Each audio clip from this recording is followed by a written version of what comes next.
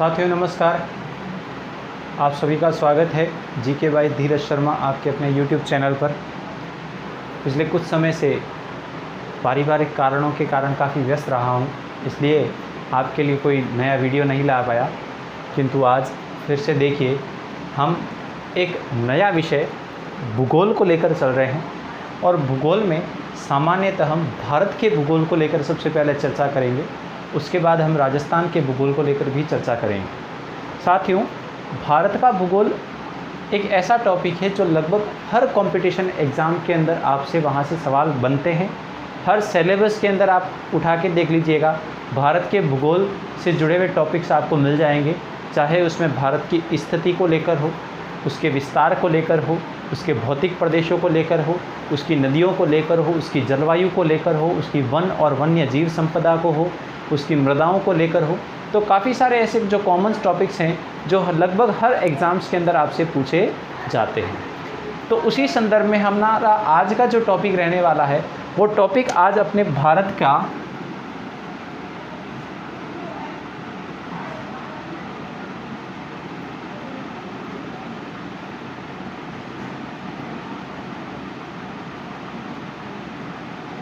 भूगोल अपन स्टार्ट करेंगे और इसके अंदर अपन पढ़ने वाले जो टॉपिक हैं उस टॉपिक का नाम रहेगा साथियों भारत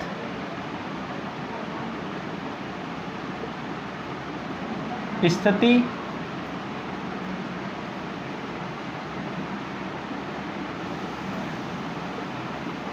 और विस्तार को लेकर के,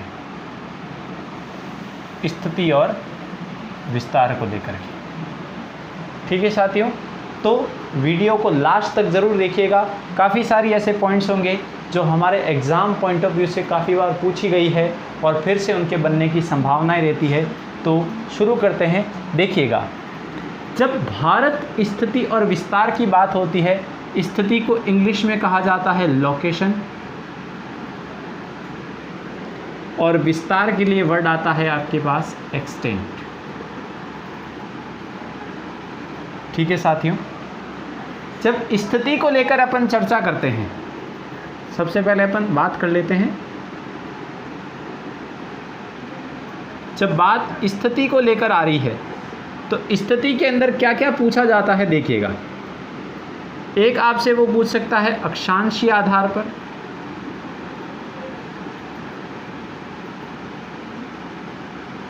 अक्षांश आधार पर।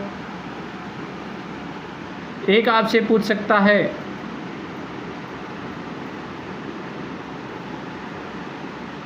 देशांतर के आधार पर।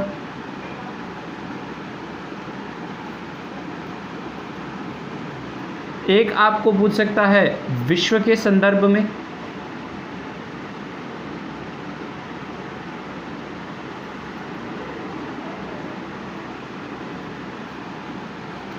तो ये स्थितियों को लेकर कुछ बिंदु हैं। अक्षांश के आधार पर आपसे पूछ सकता है कि अक्षांश के आधार पर भारत कौन से गोलार्ध में आता है, देशांतर के आधार पर भारत कौन से गोलार्ध में आता है, और संपूर्ण विश्व के संदर्भ में आपसे पूछ सकता है कि भारत कौन से गोलार्ध में स्थित है। क्लियर है? तो इनको लेकर चर्चा करते हैं। फिर देखिएगा विस्तार के बारे में अपन को क्या क्या पढ़ना है।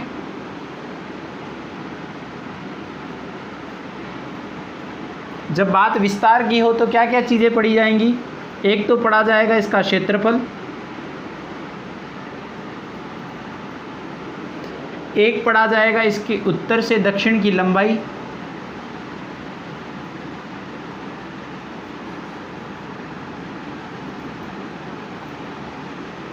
पूरब से पश्चिम की लंबाई चौड़ाई,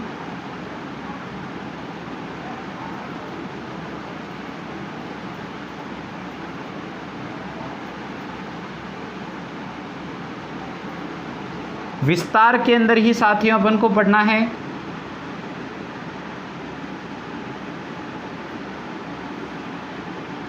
अक्षांशीय विस्तार, देशांतरीय विस्तार,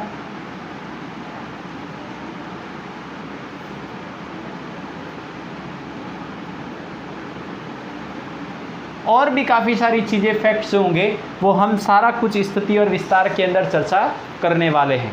तो बना ही रहिएगा। चलते हैं सबसे पहले अपने पहले बिंदु स्थिति की तरफ। देखो लोकेशन की जब बात आती है तो लोकेशन जो निर्धारित की जाती है वो अक्षांश और देशांतर रेखाओं के आधार पर की जाती है साथियों। देखिएगा किस तरीके से।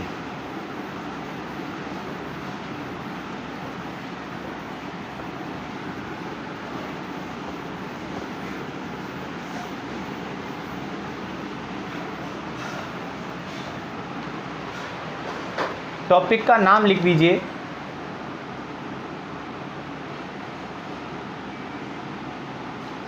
भारत की अवस्थिति। भारत की अवस्थिति, लोकेशन ऑफ इंडिया। ठीक है, देखिएगा लोकेशन ऑफ इंडिया की बात करते हैं तो अपन ने 3 बिंदु लिखे थे। एक पूछता है आपको अक्षांश के आधार पर,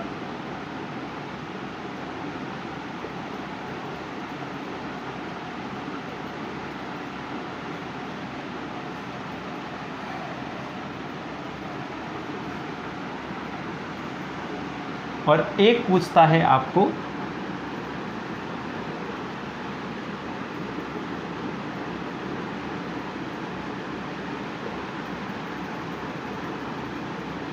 देशांतर के आधार पर। ठीक है साथियों, अक्षांश और देशांतर रेखाएं जो होती है वो ग्लोब पर, यानी पृथ्वी का जो अपन प्रतिरूप ग्लोब जिसको मानते हैं, उस ग्लोब पर खींची जाने वाली काल्पनिक रेखाएं होती है अक्षांश और देशांतर रेखाएं, वास्तविक रेखाएं नहीं हैं। साथियों ध्यान रखना, अक्षांश और देशांतर रेखाएं क्या होती है, ये किस काम आती है, इसको लेकर अपन अलग से वीडियो में चर्चा करेंगे, विस्तार से चर्चा करेंगे। कुल अक्षांश कितने होते हैं, अक्षांश रेखाएं कितनी होती है, 2 अक्षांशों के बीच की दूरी को क्या कहते हैं, सारा कुछ अपन विस्तार से चर्चा करेंगे। लेकिन अभी के लिए आपके टॉपिक को समझने की ज़रूरत है भारत की अवस्थिति को लेकर, तो थोड़ा बहुत मैं बता देता हूँ इन दोनों के बारे में। देखिएगा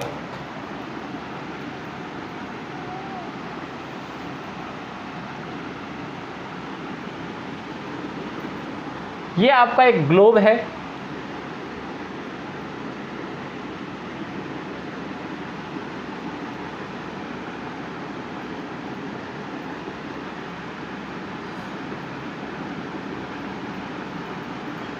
जीरो डिग्री से 0 डिग्री जो आपके ये रेखा चल रही है, अक्षांश रेखा जो चल रही है,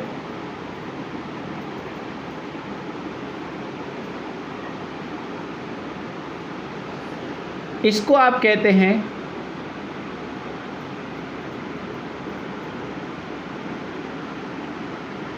भूमध्य रेखा। इसी को कहा जाता है विषुवत रेखा। ठीक है साथियों, अब देखिएगा आपको ये जो रेखा है 0 डिग्री से लेके 0 डिग्री तक जो नॉर्थ चल रही है अक्षांश रेखा, वो इस ग्लोब को क्या कर रही है, 2 बराबर भागों में बांट रही है।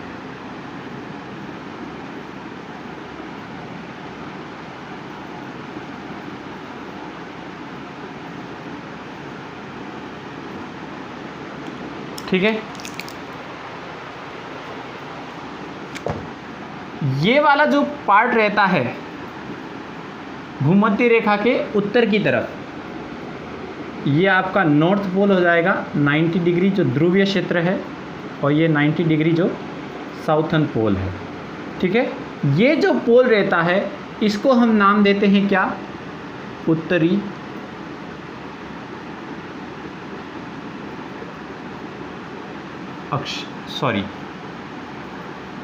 उत्तरी गोलार्ध। उत्तरी गोलार्ध यानी 0 डिग्री से लेकर 90 डिग्री नॉर्थ तक जो गोलार्ध है वो उत्तरी गोलार्ध है, और यहाँ तक जो है ये कौन सा है आपके साथियों, दक्षिणी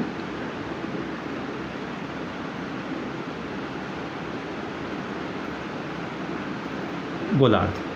ठीक है साथियों, अब देखिएगा बात कुछ और करते हैं। देखिएगा किस तरीके से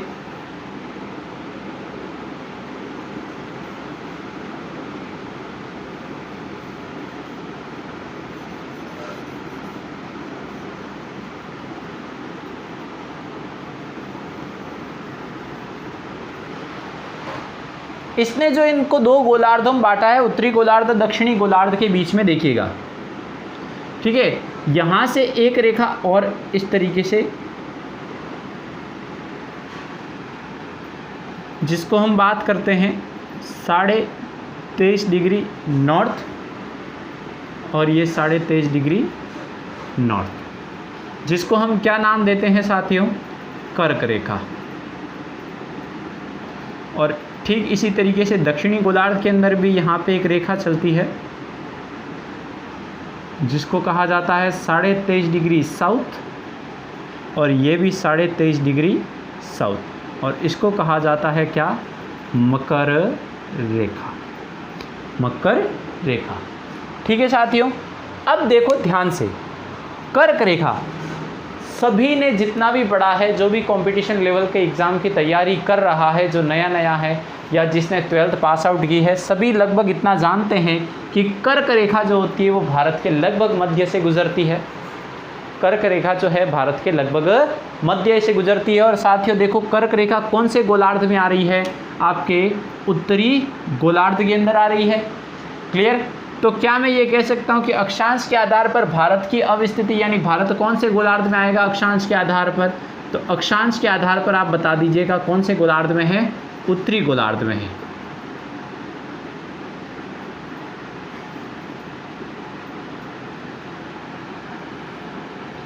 ठीक है भाई, अक्षांश के आधार पर भारत की अवस्थिति क्या रहेगी? उत्तरी गोलार्ध रहेगी। क्लियर है? अब चलते हैं देशांतर की तरफ।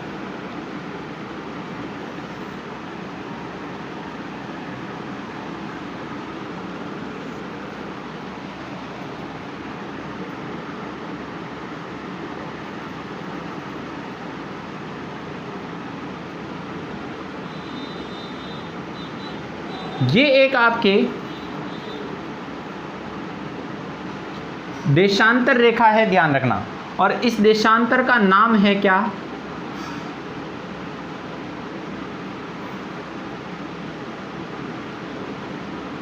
ग्रीनविच रेखा, या इसी को कहा जाता है प्रधान मध्याह्न रेखा।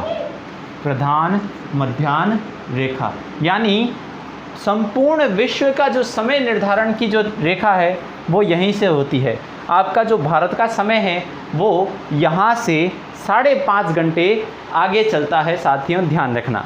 क्लियर? इसकी सारी चर्चा अपन अक्षांश और देशांतर रेखाओं के अंदर करने वाले हैं।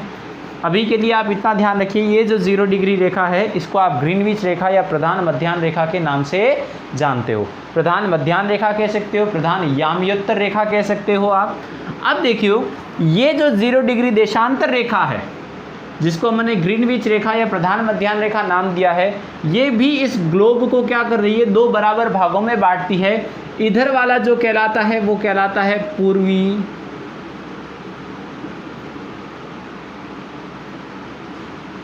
गोलार्ध, और इधर वाला जो कहलाता है वो कहलाता है क्या?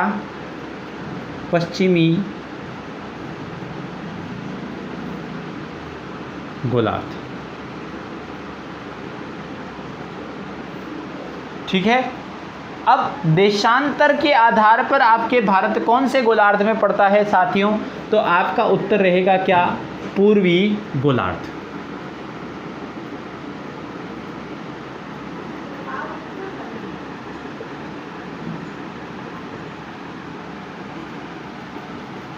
पूर्वी गोलार्ध यानी 2 अवस्थितियां अपने क्लियर हो गए हैं। अक्षांश के आधार पर अगर आपसे भारत की अवस्थिति पूछता है तो क्या बताना है? उत्तरी गोलार्ध। देशांतर के आधार पर अगर आपसे पूछता है तो कौन सा गोलार्ध बताना है? पूर्वी गोलार्ध। क्लियर है? अगर इसका कॉमन क्वेश्चन आ जाए, क्या आ जाए?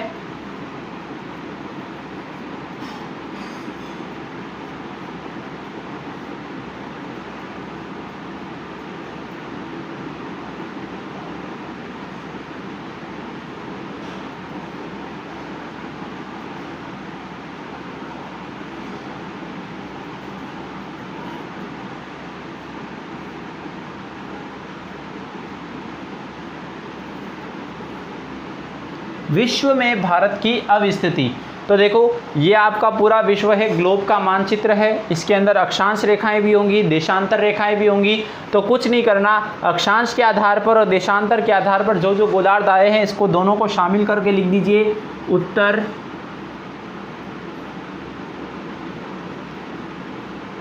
पूर्वी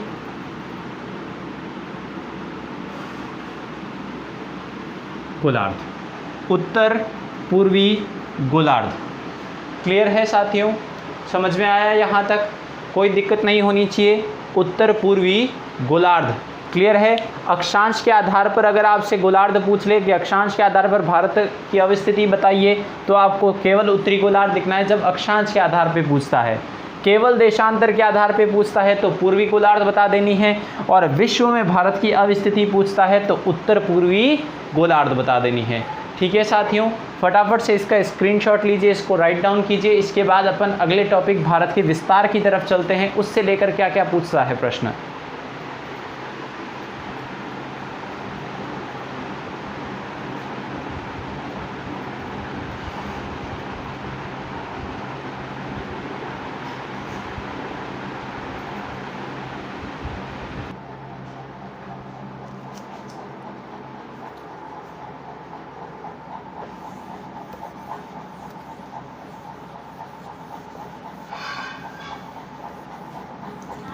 अब देखिएगा भारत के विस्तार को लेकर क्या क्या प्रश्न पूछता है।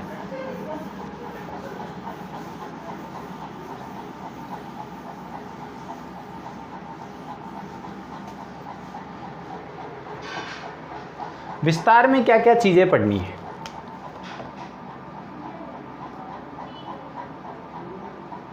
पहले सीधे सीधे 2-3 फैक्ट हैं, वो मैं आपको दिखा देता हूं। आपसे क्षेत्रफल पूछ ले, भारत का कुल क्षेत्रफल पूछ ले, तो आपको बता देना है 32,87,263 वर्ग किलोमीटर। ठीक है, या फिर इसकी जगह आप ये भी लिख सकते हैं 32.8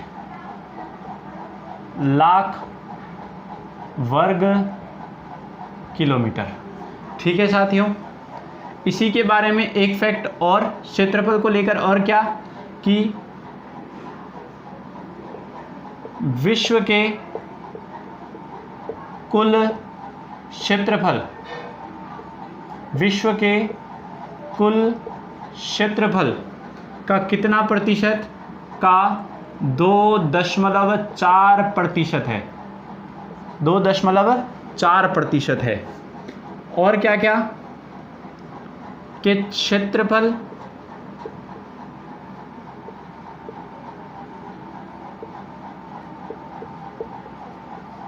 की दृष्टि से विश्व में भारत का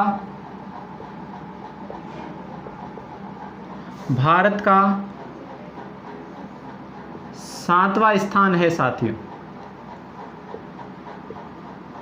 ये सीधे सीधे फैक्ट हैं, 7वां स्थान है।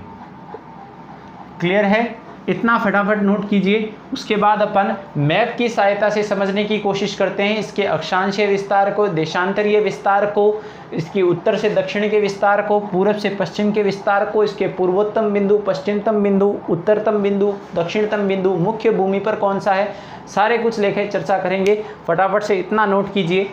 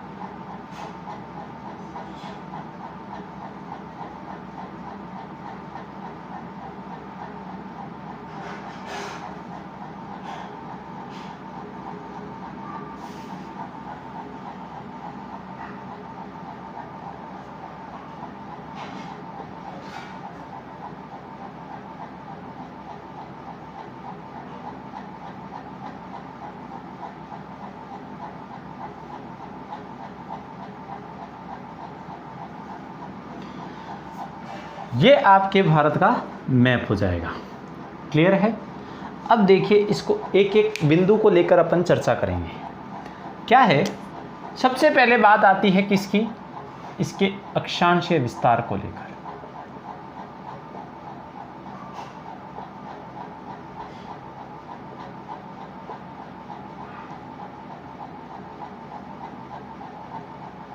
आपसे पूछ ले भारत का अक्षांशीय विस्तार कितना है, तो हमने बात की थी अक्षांश के आधार पर भारत कौन से गोलार्ध में आता है, उत्तरी गोलार्ध में आता है। यानी जितने भी अक्षांश होंगे वो सारे के सारे कौन से अक्षांश होंगे, उत्तरी अक्षांश होंगे साथियों। क्यों? क्योंकि उत्तरी गोलार्ध में भारत आपका आता है, तो सारे के सारे उत्तरी अक्षांश होंगे। 0 डिग्री से 90 डिग्री नॉर्थ अपन ने अक्षांशों को लेकर बताया था मैंने, तो सारे के सारे अक्षांश होंगे वो कौन से होंगे, उत्तरी अक्षांश होंगे। ठीक है, अब बात करते हैं अक्षांशीय विस्तार कितना है। तो देखिएगा, अक्षांशीय विस्तार की जब बात आती है, अक्षांशीय विस्तार आपके एग्जैक्ट है 8 डिग्री 4 मिनट नॉर्थ से 37 डिग्री 6 मिनट नॉर्थ। ठीक है ना, इसको इस तरीके से लिखा जाता है अक्षांशीय विस्तार को 8 डिग्री 4 मिनट उत्तर से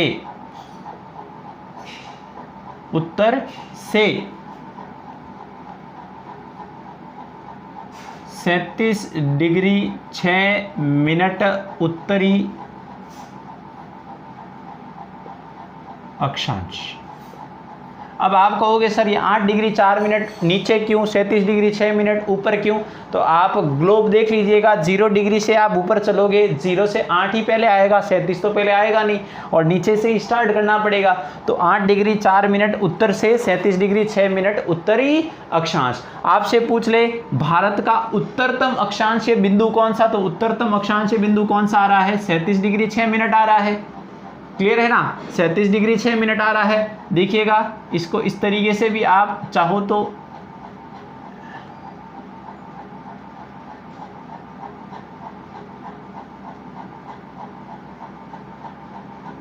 एक रेखा से इस तरीके से शो कर दो। क्लियर? हालांकि खींचने की जरूरत नहीं है, काल्पनिक रेखाएं हैं।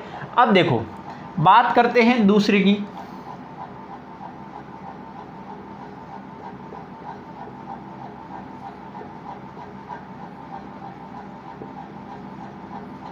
देशांतरीय विस्तार की।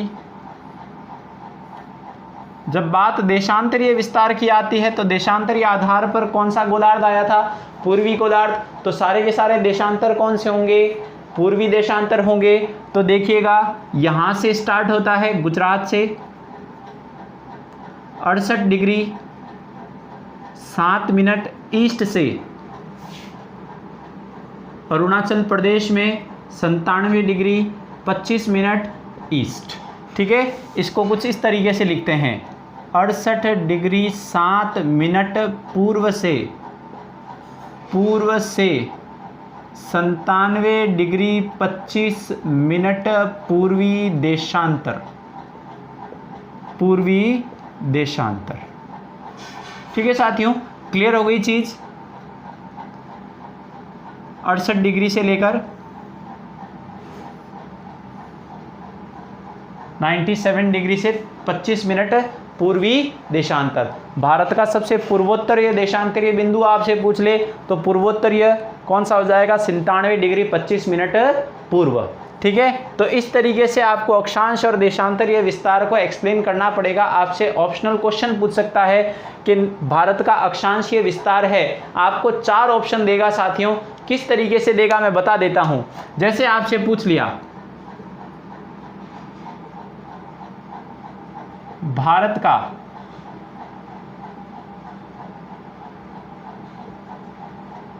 अक्षांशीय विस्तार है, 4 ऑप्शन आपके सामने इस तरीके से रख दिए, अ ब स द। अ में आपको दे दिया क्या, 8 डिग्री 4 मिनट दक्षिण से,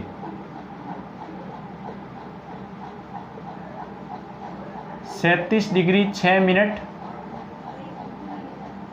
उत्तर तक। दूसरा आपको दे दिया 8 डिग्री 4 मिनट पूर्व से 37 डिग्री 6 मिनट पश्चिम तक। आपसे तीसरा ऑप्शन दे दिया 37 डिग्री 6 मिनट उत्तर से 8 डिग्री 4 मिनट उत्तर तक।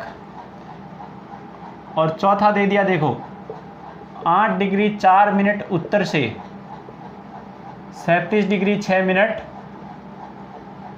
उत्तरी अक्षांश। क्लियर? चारों ऑप्शन आपके सामने और चारों में देखो आपके अक्षांशीय विस्तार डिजिट जो है 8 डिग्री 4 मिनट 37 डिग्री 6 मिनट वो चारों में सेम है। फर्क किसका आ रहा है? देखो इन चीज़ों का आ रहा है। एक में लिखा हुआ दक्षिण से उत्तर तक। अगर किसी ने कॉन्सेप्ट को ध्यान से समझा है वो इस प्रश्न को बड़े आसानी से सरलता से 2-3 सेकंड के अंदर करके आ जाएगा। देखो दक्षिण से उत्तर तक, दक्षिण क्यों नहीं आएगा? क्योंकि हमने देखा था कि अक्षांशीय आधार पर भारत कौन से गोलार्ध में आता है? उत्तरी गोलार्ध में। तो उत्तरी गोलार्ध में आना चाहिए, तो ये दक्षिणी अक्षांश आया कहाँ से? तो आपका पहला ऑप्शन गलत। क्लियर? दूसरा ऑप्शन वैसे ही गलत हो गया, पूर्व और पश्चिमी आ रहा है, तो पूर्व और पश्चिमी तो देशांतर में पढ़ना है, अक्षांशों में है ही नहीं। यहाँ पे देखो 37 डिग्री पहले लिखा हुआ है, 8 डिग्री 4 मिनट बाद में लिखा हुआ है, तो ये भी नहीं होगा। आपका एक्चुअल राइट आंसर कौन सा होगा? 8 डिग्री 4 मिनट उत्तर से 37 डिग्री 6 मिनट उत्तरी अक्षांश तक। क्लियर है साथियों? फटाफट से देखिए, इसका स्क्रीनशॉट लीजिए, फिर आगे की चर्चा करते हैं। देशांतरीय विस्तार को लेकर हो चुकी है। देशांतरीय विस्तार भी आपको कुछ नहीं करेगा, आपको दोनों डिजिट सेम देगा। कहीं पे दक्षिण उत्तर, पूरब पश्चिम, पश्चिम पूर्व, इस तरीके से क्रम बदल के आपको दे देगा। कॉन्सेप्ट को समझिएगा, देखिएगा। देशांतरीय दृष्टि से पूर्वी गोलार्ध है तो दोनों तरफ पूर्व आना चाहिए, ठीक है। अक्षांशीय दृष्टि से उत्तरी गोलार्ध है तो दोनों तरफ उत्तर आना चाहिए, पहले कम फिर बाद में। इस तरीके से कॉन्सेप्ट को जिसने समझा है, जिसने शुरू से लेकर देख रहा है, वो आसानी से 2-3 सेकंड के अंदर इसको कर सकता है। अब देखिए आगे बात करते हैं। 2 बिंदु आपके क्लियर हो चुके हैं अक्षांश और देशांतरीय विस्तार को लेकर। फिर देखिए और क्या क्या पूछता है। और आपसे पूछता है उत्तर से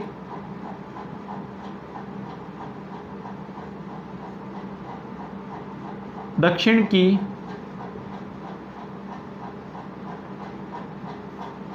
लंबाई को लेकर। देखिए यहां से लेकर यहां तक की लंबाई, उत्तर से दक्षिण की लंबाई अगर आपसे पूछता है, सीधा सीधा फैक्ट है 3214 किलोमीटर। और इसी तरीके से आपसे पूछ ले पूर्व से पश्चिम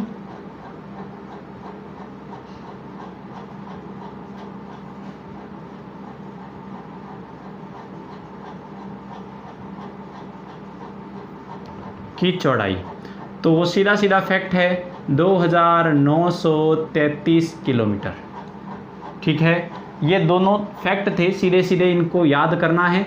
उत्तर से दक्षिण की लंबाई कितनी है, यहाँ से लेके यहाँ तक कितनी है, 3214 किलोमीटर है। और पूरब से पश्चिम की चौड़ाई कितनी है, तो सीधा सीधा बता देना 2933 किलोमीटर है। क्लियर हो गई चीज़। फिर देखिए और क्या क्या पूछता है यहाँ से।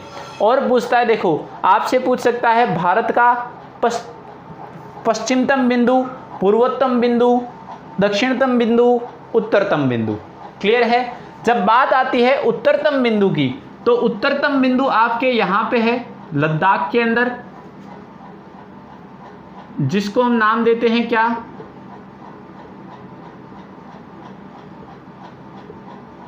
इंदिरा कॉल। कहाँ पे, लद्दाख में। ये आपके क्या है साथियों, ये आपका है भारत का उत्तरतम बिंदु, भारत का उत्तरतम बिंदु जो लद्दाख के अंदर है। दक्षिणतम बिंदु के अंदर दो चीजें हैं साथियों, ध्यान रखना। एक आपसे पूछेगा यहां से, ये जो दक्षिणतम बिंदु है इसका नाम तो है कन्याकुमारी,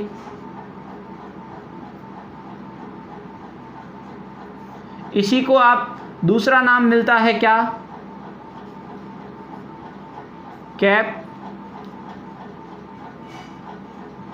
कैमरिन, कैप कैमरिन। जब बात इसकी आती है, और ये तब राइट करना है जब आपके ऑप्शन में दे रखा हो क्या, कि मुख्य भूमि पर स्थित दक्षिणतम बिंदु,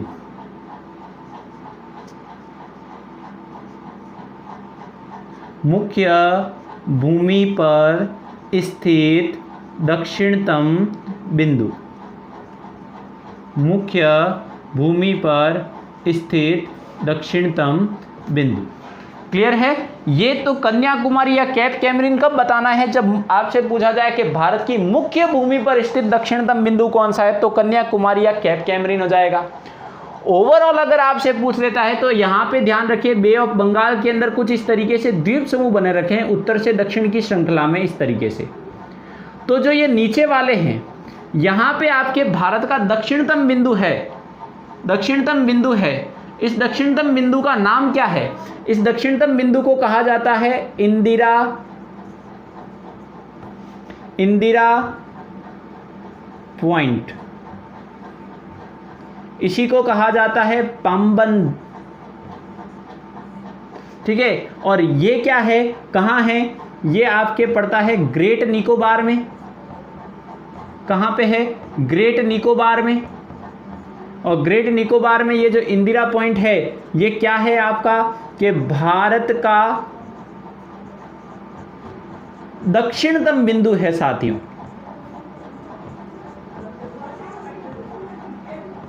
दक्षिणतम बिंदु है साथियों। क्लियर हो गई बात, समझ में आ गई? कन्याकुमारी या कैप कैमरिन तब बताना है जब आपसे पूछा जाए कि मुख्य भूमि पर स्थित दक्षिणतम बिंदु कौन सा है, तो कन्याकुमारी या कैप कैमरिन हो जाएगा। अगर आपसे पूछ ले भारत का दक्षिणतम बिंदु कौन सा है, तो इंदिरा पॉइंट या फिर पाम्बन बता देना। क्लियर हो गई चीज? ठीक इसी तरीके से आपसे पूछ ले कि पश्चिमतम बिंदु कौन सा और पूर्वोत्तम बिंदु कौन सा, तो पश्चिमतम बिंदु आ जाएगा आपके यहां पे, ये आ जाएगा, ये पड़ता है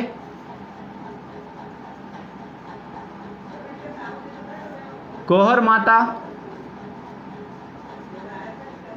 ये बहुत कम देखने को मिलता है, नॉर्मली यही देखने को मिलेगा। सर क्रीक कहाँ पे? गुजरात में।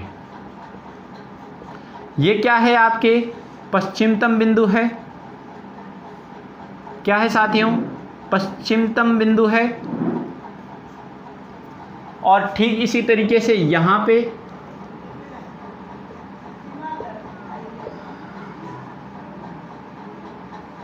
बलांग किब्यतु, ये आपके पड़ेगा कहाँ? अरुणाचल प्रदेश में। और ये क्या है आपका? भारत का पूर्वोत्तम बिंदु। ठीक है, समझ लिया? उत्तरतम बिंदु जब बात आती है तो क्या नाम देना है? इंदिरा कोल। राज्य पूछ ले तो लद्दाख। मुख्य भूमि पर स्थित दक्षिणतम बिंदु तो कन्याकुमारी या कैप कैमरिन। भारत का दक्षिणतम बिंदु पूछ ले तो ग्रेट निकोबार में है, स्थित है इंदिरा पॉइंट नाम से। पश्चिमतम बिंदु पूछ ले तो गौहर माता सरक्रीक गुजरात में है। और पूर्वोत्तम बिंदु पूछ ले तो क्या है? बलांग किब्यतु अरुणाचल प्रदेश के अंदर है साथियों, यह पूर्वोत्तम बिंदु है। फटाफट से इसको राइट डाउन कीजिए, फिर थोड़ी और चर्चा करते हैं।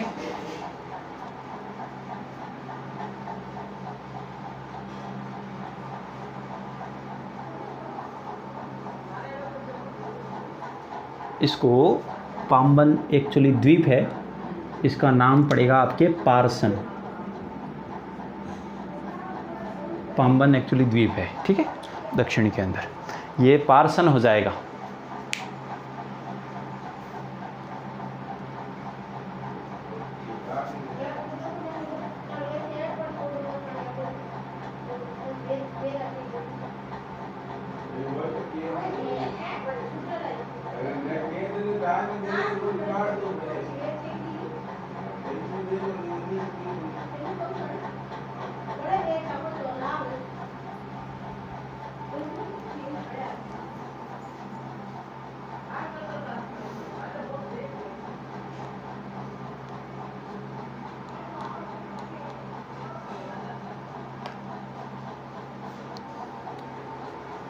ठीक है साथियों, आज के लिए वीडियो में इतना ही। बाकी की चर्चा हम कल बात करेंगे। भारत की स्थिति और विस्तार के अंदर और क्या क्या बिंदु बनते हैं, कर्क रेखा को लेकर क्या बिंदु बनते हैं, मानक समय रेखा कौन सी है, उसको लेकर क्या क्या प्रश्न पूछ सकता है, ठीक है ना। क्षेत्रफल की दृष्टि से सबसे बड़े राज्य कौन से हैं, सबसे बड़े जिले कौन से हैं, सबसे छोटे ज़िले कौन से हैं, सबसे बड़े ज़िले कौन से हैं, सारा कुछ लेकर कल की वीडियो के अंदर भारत स्थिति और विस्तार के टॉपिक को हम समाप्ति कर देंगे। नेक्स्ट फिर अपन भारत के भौतिक प्रदेशों को लेकर चलेंगे, मृदाओं को लेकर चलेंगे, जलवायु को लेकर चलेंगे, नदियों को लेकर चलेंगे। सारा टॉपिक अपन भारत का जो बेसिक कॉन्सेप्ट है भूगोल का उसको कंप्लीट करेंगे। तब तक के लिए बने रहिएगा GK by Dheeraj Sharma YouTube channel के ऊपर। इसको जितना हो सके अपने दोस्तों के साथ शेयर कीजिएगा, सब्सक्राइब करना ना भूले साथियों। तब तक के लिए धन्यवाद।